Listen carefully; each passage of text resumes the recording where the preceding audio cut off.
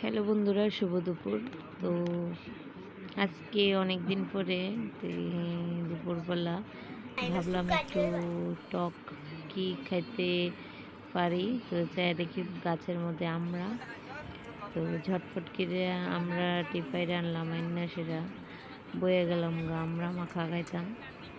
তো এখানে নিয়ে নিছি কাসুন্ডি, আর ভর্তাটা তো খাওয়ার জায়গা লাগবো, সেই জন্য নিলাম কাঁঠাল ভর্তা।